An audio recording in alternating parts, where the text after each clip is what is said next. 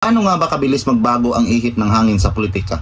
Nitong mga nakaraang nag-anunsyo si Vice President Sara Duterte na tatakbo siya bilang Pangulo sa 2028. Isang malaking deklarasyon, isang hakbang na siguradong magbabago sa political landscape ng bansa.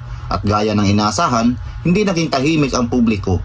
May mga natuwa, may mga nagsabing handa siyang mamuno dahil sa karanasan niya bilang Vice Presidente at dati ring mayor. Kasabay nito, hindi rin nawawala ang mga issue.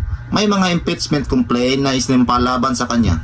May mga paratang na umano'y maling paggamit sa confidential fund. Hindi maliit na usapin kapag ang isang tao ay naghahangad ng pinakamataas na posisyon sa bansa. Ngayon bilang isang nagmamasid lang, hindi supporter, hindi rin kalaban.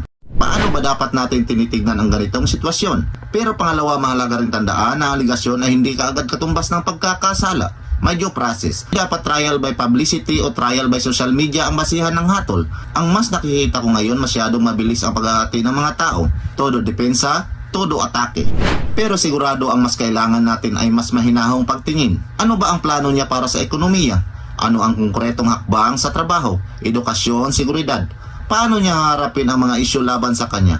Kasi sa huli hindi lang ito tungkol sa personalidad, hindi ito tungkol sa apelyido, hindi ito tungkol sa political dynasty o legacy, tungkol ito sa tiwala. At ang tiwala hindi hinihingi, pinapatunayan. Kaya siguro ang pinakamahalagang gawin natin bilang mamamayan ay hindi dapat agad pumalakpak at hindi rin agad bumoto. Makinig tayo, magtanong tayo, humingi tayo ng malinaw na sagot, i-compare natin lahat ng kandidato. Dahil sa 2028, hindi lang isang pangalan ang pipiliin natin, direksyon ng bansa at nakataya.